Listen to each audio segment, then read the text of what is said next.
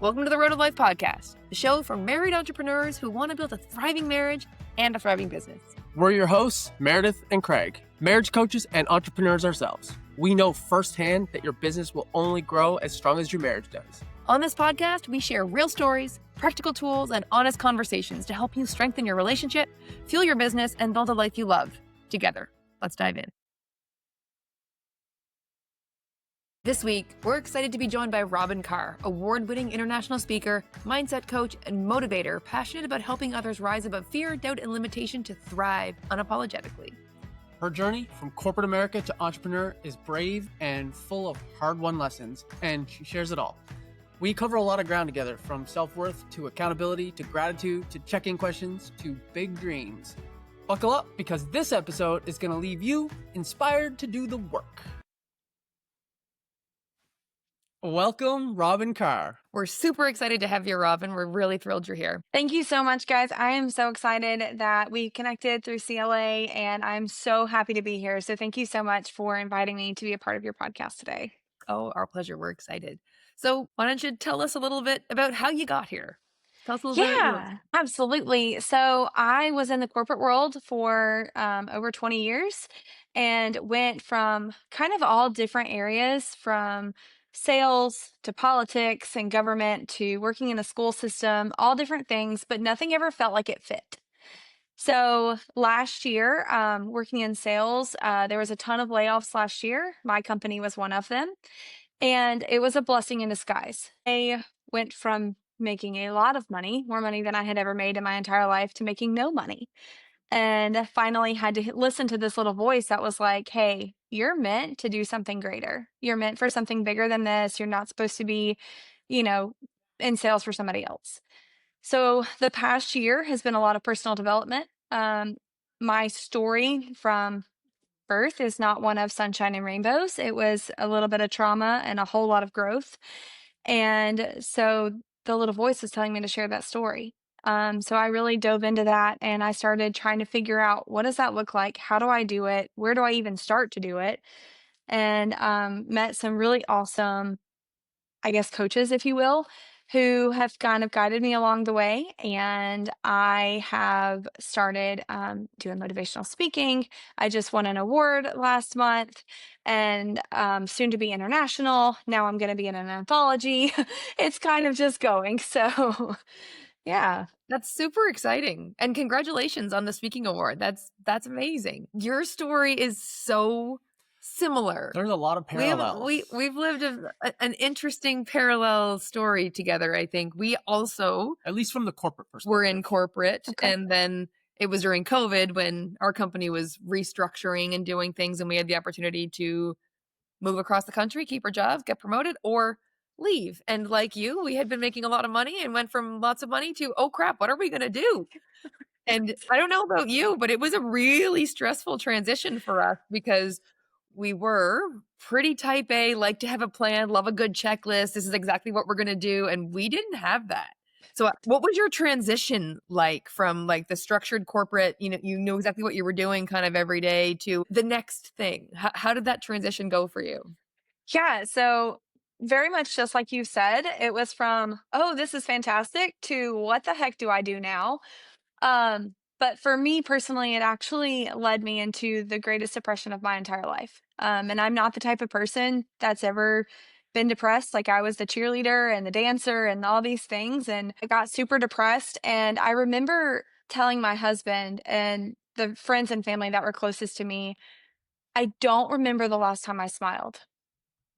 And when I was cognizant enough to actually hear those words and how hurtful they were to the ones who loved and support me and were trying to help me, I was like, okay, I can no longer live like this. Like, I've got to do something. And so I have a BS in psychology. So I did not care anything about that BS. For years, I thought that it was, in fact, BS.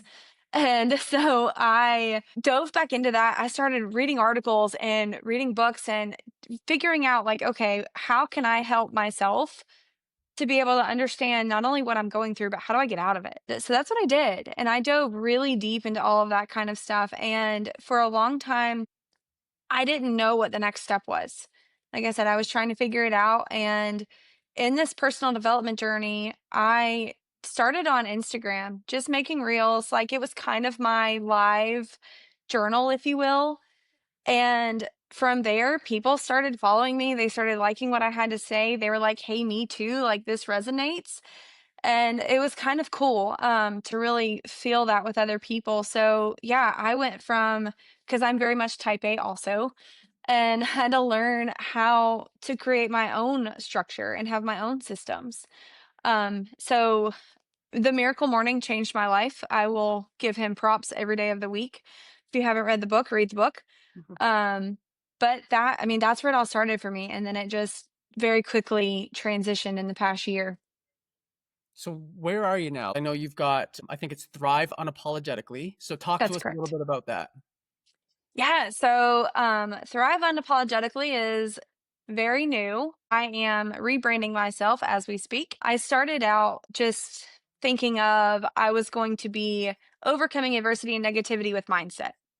Well, now I understand that was very primitive thinking. And so Thrive Unapologetically is absolutely everything about me to a T. And everything that I do now, my goal is not just to do it, but to actually thrive in doing it. And I'm unapologetically myself. I spent years thinking that I wasn't worthy, I wasn't enough, I wasn't insert X. And now I'm not going to ever be rude to anybody because that's not who I am either. But I am like, this is me and I'm very confident in me and I love myself. And this is the first time in my life that I've ever really could say that. Like, so, Thrive Unapologetically, those are the people that I want. They are stuck in the negative mindset. And then, I'm the bridge that helps them come to the positive side of life, if you will, and helps them really thrive because there is a huge difference between just surviving and really thriving in life. And now that I'm here, I want everybody on board with me. So that's how I came up with Thrive Unapologetically. I love it. There's such an epidemic in the world. We say it all the time of unworthiness. So it's so cool to have people like you who have, we all struggle with it. So you've struggled with it, but now you're reaching your hand back and pulling others along the journey with you to the feeling of worthiness and to understand how see their own greatness and what they're capable of and helping them, thrive unapologetically. So, because we've both been on this journey and done this work, and so I'm curious, what did your worthiness journey look like to go from where you were to where you are now? Ooh, that's a long journey. How much time do we have? No, I'm just kidding. So very truthfully, my lack of worthiness started when I was a child. It started with my dad. And my biological father, about 6 weeks after I was born, decided he didn't want to be a part of my life. And when I was old enough to understand, like he did come back into my life, but I was constantly chasing him. And in chasing him, I was chasing pain. I was chasing the idea that we had to constantly prove to ourselves and to everybody else that we were enough and that we did deserve love and the basic things in life. And unfortunately, I kind of carried that through my entire life, through past relationships and just in general. And even at work, I was the one that was like, sorry, boss. Yes, boss. Whatever you need, boss. Like, because I didn't think that oh, did I hit a nerve? I didn't think that I was like good enough because Mhm. I didn't think that I don't know, like some corporate whoever was asking me to do a task, and if I didn't do it right now perfectly, that it wasn't okay. And I've struggled very hard with the view of perfectionism, and I put a lot of stress and a lot of pressure unnecessarily on myself. And honest to goodness, I don't know what happened to me in the past year, but in this personal development journey, I finally just woke up one morning and was like, no, no, stop it. And my husband is a godsend. And for years, he's been telling me to stop talking to myself in the way that I was and the you're not enough and, always apologizing for things that weren't my fault that I couldn't control. But I didn't hear him for all of those years. And it wasn't until I was in the right mindset and the right time and the right place to really receive what he was saying. And then it just stopped. And then all of a sudden it turned into like I would catch myself and be like, no, I am worthy. And then I started doing it to my friends. And I didn't even consciously mean to, it just kind of erupted. Like, my friend would be like, "Oh, I'm not good enough. Like, I can't do this." I'm like, "No, stop it. Shut up. You are. Like, you're amazing." And it just kind of happened. So now maybe I'm on the other end of the spectrum where maybe I need to tone it down a little bit, but I don't think I believe in that. Like, I think that we are all very worthy and we are all more than enough. And the gifts that we all have individually, it's just beautiful. And I have a whole new perspective on life. So that journey has been hard. I'm 34 and it's taken me my whole life to understand that. But I'll say this final thing about that and then we can move forward. The really cool thing to me though is so I have a 15-year-old niece and she started paying attention to the things that I say, which I love, but I love it even more because now she's catching herself at 15 and she's catching other people around her and her friends. And she's like, "Hey, Robin, so and so said they weren't enough today. And I put up your video and told them, no, ma'am, you are enough." And that just makes my heart so happy. Yeah, it's legacy, right? Not only the fact that you're doing this work on yourself and the impact that you're having on your immediate circle, but the ripple effect that that has, like your niece picking it up and then you know, teaching, her friends, and then they're going home and they're teaching their siblings and their parents, and like the ripple effect that you're having, that decision that you made, and the number of people that are impacted by it because of that is so cool.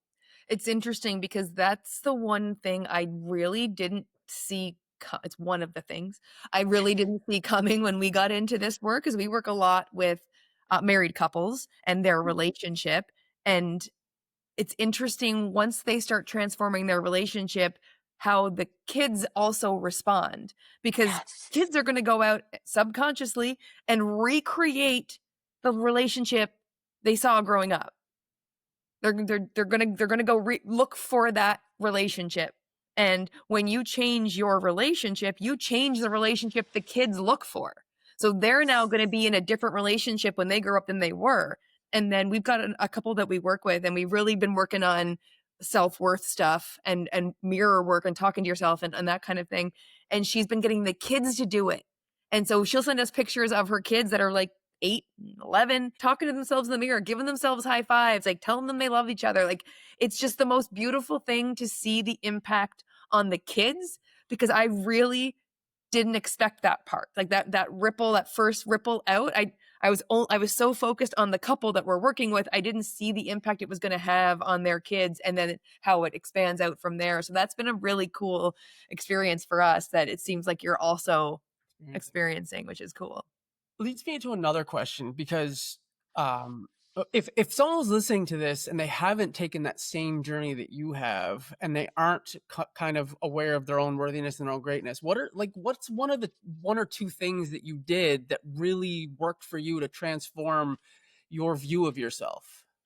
So I love this question. I had a speaking event last month and someone asked me this question too. I journaled a Yeah. lot. Hmm. And I started paying attention to this is what people don't realize. It's not just what you say out loud, it's your thoughts.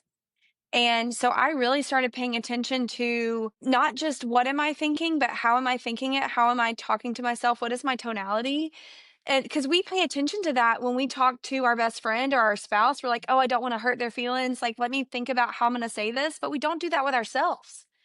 That was the biggest lesson that I learned. And then if I had a thought, and I wish I could give you an example. I don't have like a great example off the top of my head, but if I had a thought, and whether it was like a woe is me or a super negative thought or all of the bad things are going to happen because of X, I would write it down.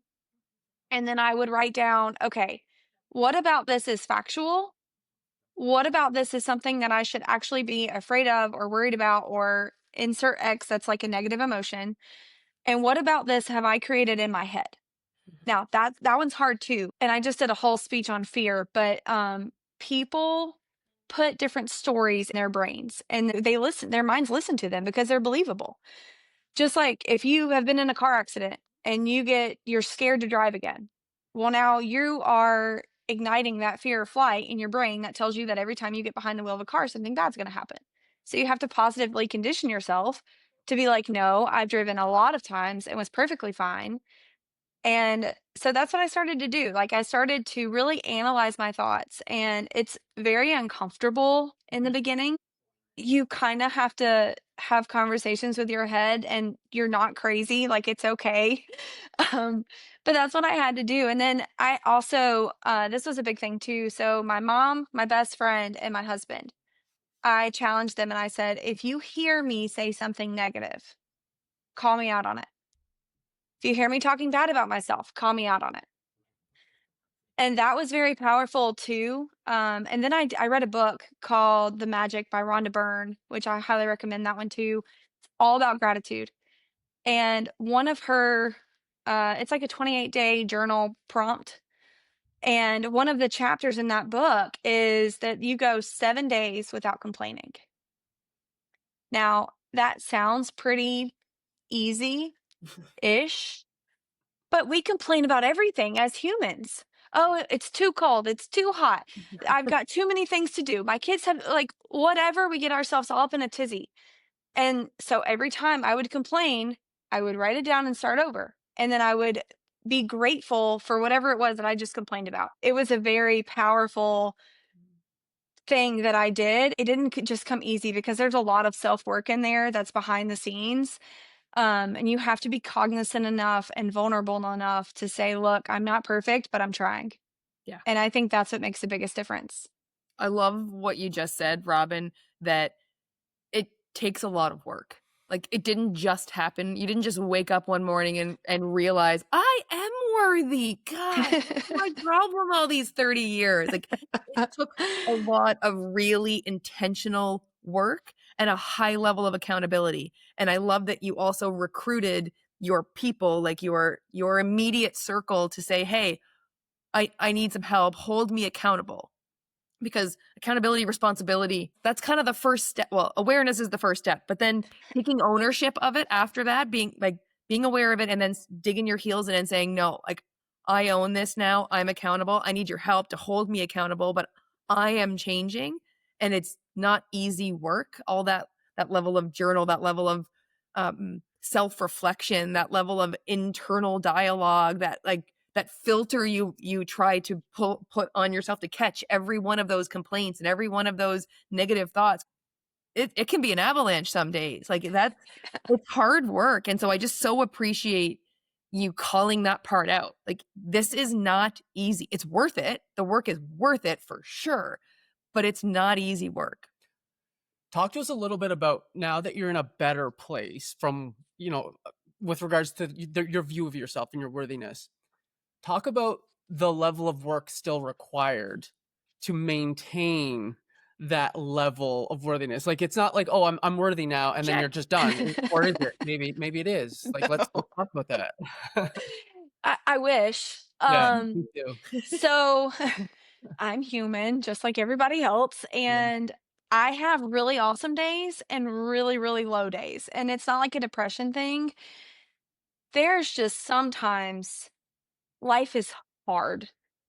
Like, whether it's you just lost someone you love, you lost your job. Like, right now, I know a lot of people are not getting paid. We're not going to talk about politics, but I know, like, sometimes life is just hard.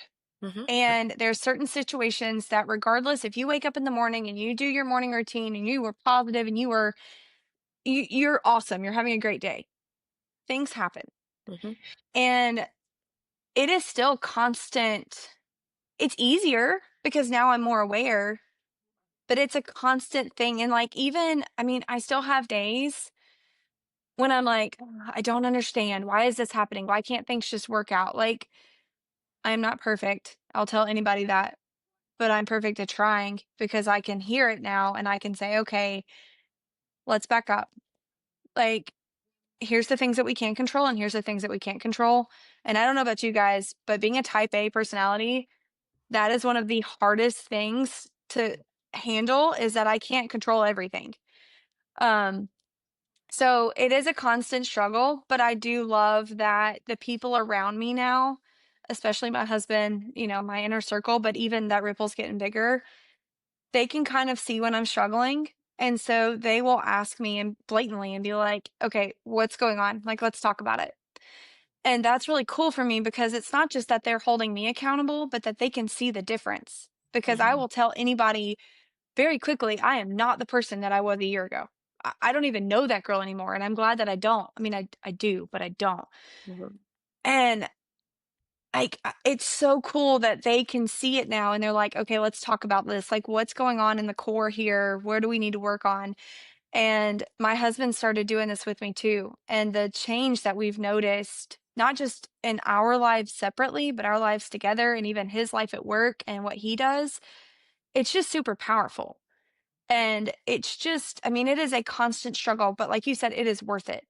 And I still go back to the miracle morning. And if I'm having a rough day, I might do two miracle mornings because sometimes I need a little extra help. And it doesn't have to be morning time. Like, so when I first started, I was like, okay, my miracle morning, I got to do da da da da da da da, and let me just check off these boxes. But now I know myself well enough. Like, it might be 2 o'clock in the afternoon. And if I've had a whole bunch of stuff happen, I'm like, hey, I'm going to go for a bike ride. I'm going to go for a run. I'll be back.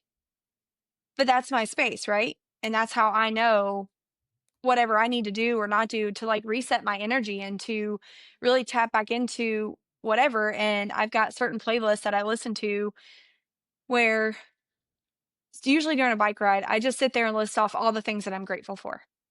I'm grateful for that I own a bike. I'm grateful for a place that's safe to ride a bike. And I just start very basically. And by the end of the mile and a half loop, I'm in a much better place already. Mhm. So once you find that thing that kind of works for you, you can put it in anywhere. Silence is another big one for me too. I drive a lot for my other job, and um, I do that all the time. Like, I'll just sit with my thoughts and Mhm. make sure that they are healthy thoughts and they're positive and good and uplifting and grateful. So it is still a journey though. Yeah, I love that. I love you've said a lot there.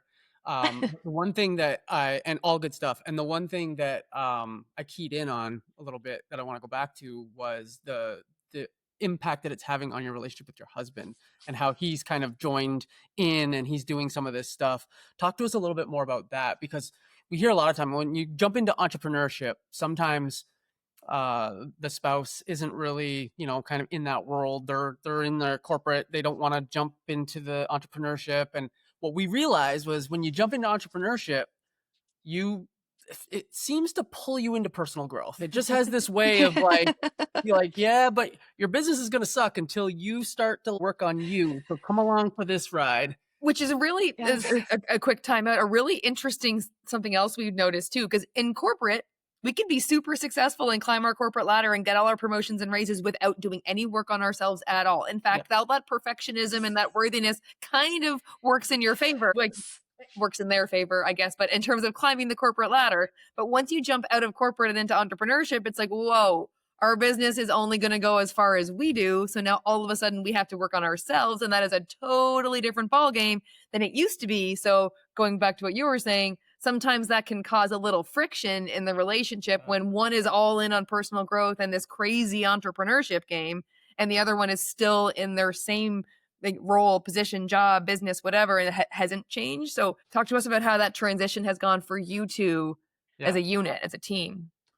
It's really funny that you guys bring this up. So, my husband from day one, corporate, not corporate, whatever, has always been my biggest fan and my biggest supporter.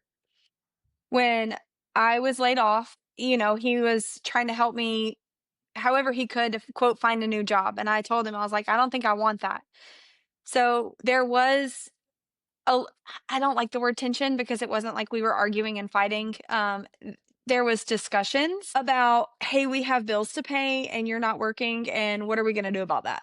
Mhm. And I was like, well, I'm going to figure it out, but it doesn't look like what your definition is. So as all of this kind of started, it took him a while to kind of understand the personal and the mindset part of it. He's now coming along more than he used to be, but he's still not like on the same page with me. Sometimes he still's like, okay, stop with the woo woo, which is what my mama calls like the Yeah. all the stuff. Totally. Um, but I say this and I laugh because so at the competition in New York, we were sitting down. I had just been rehearsing and I just looked at him and I was like, I never really asked you. And he was like, you never asked me what? And I was like, are you okay with my life, like being just like all over the internet and speaking on stages and whatever? And he was like, no, you never did. He's like, sure, I'm good. And I was like, oh, okay. So it was funny though, because like he has always supported me with very minimal questions. But that conversation was comical. But we do this thing, and I started this last year with him. Every night, I ask him what he's grateful for. And it's kind of our way, because, hey, how was your day? Kind of gets lost Yeah. because it was fine. It was good. It was busy. I was in meetings, whatever, insert X. What are you grateful for? Forces you to stop and think. And it forces you to have a cognizant, I am grateful for X, whatever. And what's really cool for me is that sometimes he'll say, you know what, today was a terrible day. I don't really have anything today. What are you grateful for? And I'll start talking about different things, and then that'll trigger something for him. Mhm. Well, now we're both in a better place. And to say that, I said this in a speech back in August, our marriage has always been good. Now our marriage is phenomenal, Yeah. like phenomenal. And I can't stress that enough. Like, I wish if there's any marriage counselors out there, please use this. Like, they got to work on themselves to be able to better love each other. Because I didn't know that. There's a whole lot of gold in there. Oh, man. So like, yeah, we're relationship coaches. You've and been listening to our a lot podcast, of haven't a lot of you? stuff that you just said is it's Oh my gosh. right from our framework. Like So it's so true. So we've got a framework that's got like we believe there's 5 commitments that make a thriving marriage. I love the word thrive too, by the way. So the first commitment is actually 100% responsibility, which we've already talked about a little bit. And the second commitment is a commitment to yourself, because you can only love someone else to the degree you love yourself. And this is the most important relationship you're ever going to have. If you can't get that one right, the rest of them all pile on top of that one. So we are super aligned in our approach to relationships, which I love. And the second thing I wanted to jump in on is we call it a check-in question at night before bed. Yes. And we say the generic, how was your day, sucks. It's just Yes. Fine. It fine. was fine. It was Like, good. It it's was good. it's How an about you? autopilot response. There's no thought, there's no engagement. And so when you ask that question, the person who's saying fine doesn't feel like you actually care anyway, because people ask you all day, every day, like, oh, hi, how are you? As you're walking past, and like no one actually cares about your answer. So those generic questions don't make you feel like anyone actually cares about your answer. But when you ask something specific, like, what are you grateful for? What was the best part of your day today? What's one thing you learned today? Like something very specific, the other person has to stop, to your point, and think. And that stopping to think makes them feel like you actually care, because they have to do some work now. And it makes you two feel more connected to each other. So it's a little habit that just solidifies your connection at the end of the day. And so I love that you guys are doing that. That's so cool. What made you start doing that? Or where did you, or was it just organic? Like it just came to you? Like where did it come from? Um, it was sometime when I was reading The Magic, and this was another one of those times when life was hitting hard because I wasn't working, and I used to make a lot more money than he did, and so there was a lot of tension. We weren't fighting, just like financial Yeah. tension and stuff. But like started reading The Magic, and then I started journaling with her prompts about what I was grateful for, and it made me feel better. Mhm. And I started being grateful for the money that we do have, or did have, and the money that we had in savings, and that we were okay, and that we had been smart with our money even to be so young. And I remember I journaled about money like a lot, because I was like, that was my pain point. And so Mhm. when I started doing that, and then it made me feel better, well, it kind of started as a joke a little bit, because I don't remember what happened, but he had had like a rough day. For the record, like he's active duty military. So he had had a very rough day, and I just remember talking to him, and like he was just angry, like not at me, just about Mhm. his day, and it had just been bad. And I just looked at him and was like, "What are you grateful for?" And he's like, what do you, what are you talking about? Like, I'm mad right now." And I was like, "Yeah, but what are you grateful for?" And it like stopped, it like changed his whole demeanor, because like we said, like he had to stop and think about, okay, I do have things to be grateful for. And then it just kind of took off from there. I think about gratitude 24/7. He and I talk about gratitude at nighttime because he does get a little annoyed with me, but he loves it. He's just like, I'm just not there yet. Rhonda Byrne in her book, she gives the example of if you get a speeding ticket, that you're grateful for the police officers who kept you safe and that you didn't hit someone else or you didn't hurt someone else. Yeah. And that's how I've started living my life 1,000%. And so the two of us together, and he'll do it for me too. Like if I'm having a rough day, now he started like, what are you grateful for?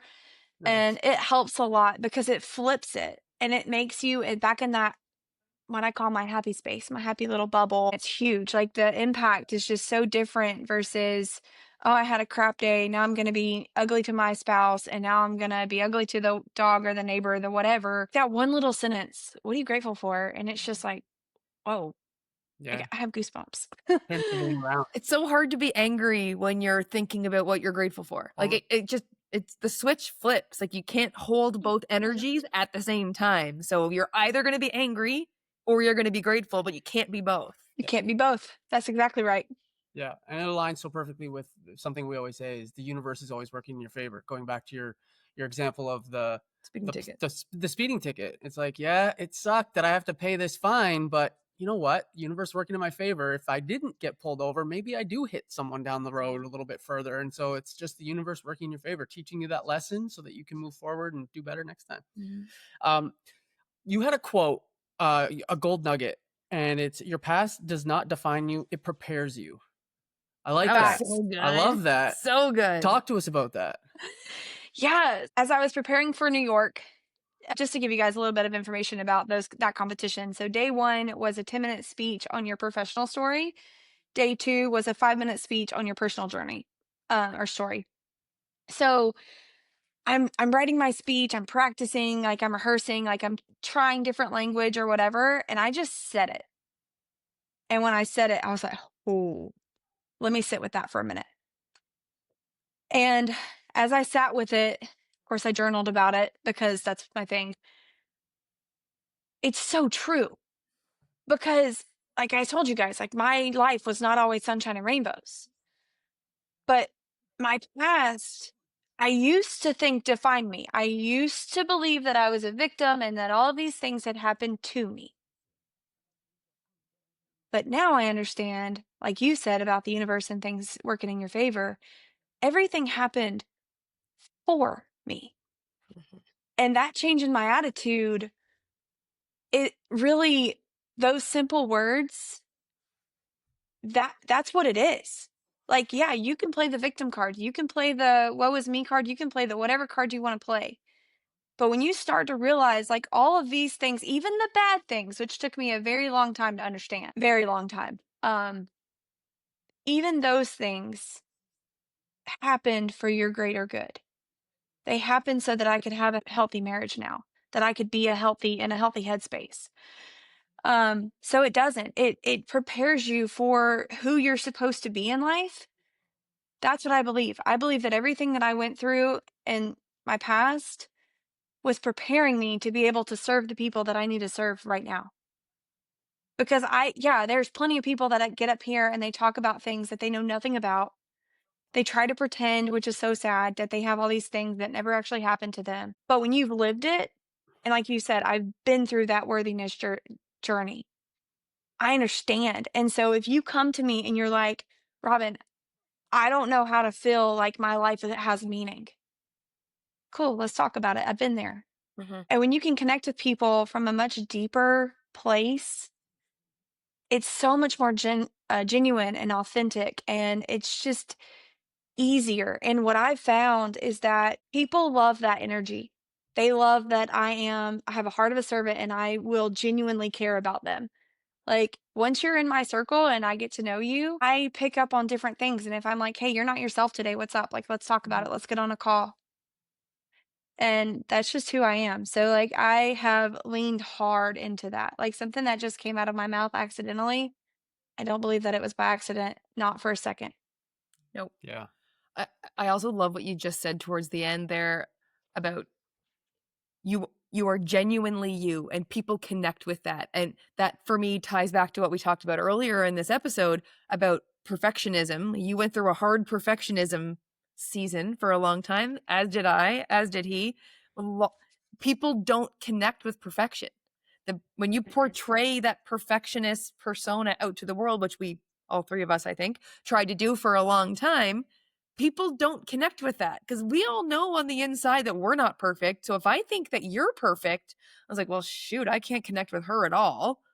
And so you actually repel people by trying to be this perfect version of you. But when you show up as you, as the messy, beautiful you that you are, people connect to genuine, people connect to messy, people connect to imperfect. And that's why you can create such beautiful connections and relationships with people, because you show up as you are. Thriving unapologetically. Yeah. Talk to us 5 years from now. Where are we? What do you see for Robin Carr and Thrive Unapologetically? What are you excited Yeah, about? a lot. No, so I am super excited to be on bigger stages, making that ripple a lot bigger. But also, I've got really big dreams. So I'm going to be in my first anthology next year. I'm going to write my own book because I want to, and because people are already asking me for it. I might write a couple books. We'll see. 5 years from now, all right, I'm going to give you guys my big goal dreams. Um, my husband is retiring from the military. He can in 5 years. So my dream, and I told him this the other day and he kind of chuckled, but I want to be on stages and doing enough through this business, through coaching and everything else, that we are traveling the world and I am speaking to the many, but that we are together traveling the world and doing the things that we love, and that this business that I'm starting now is paying for all of that. Like that his retirement money is just going to be our like, hey, let's have fun and do whatever kind of money. That's the Yeah, dream. I That, love that. That's awesome. that's very I love cool. it. What's the two questions? One, what's the anthology you're in? And two, I want to hear more about the book you're writing. Yeah, so I am also part of Jesse Cruz group, and his wife Desiree Cruz. And Desiree Cruz has a series called Warrior Women. This is now the fourth book in that series. And so that's the anthology that I'm in. So Nice. I met Jessie a year ago. I just met Desiree last month at the competition. She is phenomenal. But I already want all of the books because of the women that I already know that are in her circle that are in previous versions. It's going to be very cool. And my chapter is on empowerment. I don't know exactly what yet, but I'm headlining the cruise. So it's super awesome. Very excited about that. My book, oh no. I have a lot of ideas, but I love one the most. That's my story. Mm-hmm. And trying to not make it 10,000 pages, from like the trauma to the corporate to where I am now in the entrepreneurship. I want to do something funky though, and like make the title something else, like call it a taco stand, but I sell wings kind of thing. Yeah. Because for people in those situations, they can't always read self help books without repercussions, Mm-hmm. Yeah. but they might could read a recipe book. Mm-hmm. Mm-hmm. Cool. So I kind of have that idea to where it would look like they were reading something else, maybe, but Yeah. actually it would be helping them. It's Yeah. kind of what I want to do.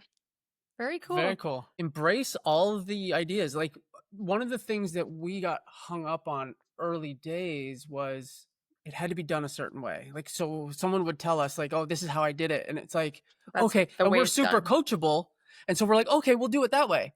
And what we realized eventually was, no, he's showing us how it worked for him, and you can take lessons and from his journey or their journey and apply it to yours, but you have to follow your heart. You have to follow your intuition. You have to listen to your own voice, and you have to write things and portray things in your voice. You're not them, you're you. So all your ideas, you can do it funky. You can do it weird or You got that wild. idea for a reason, right? Yeah. So Yeah. do your self-help cookbook. If that's what is on your heart, do it. And we just finished writing our book And we took a very different take than most relationship books. Yeah.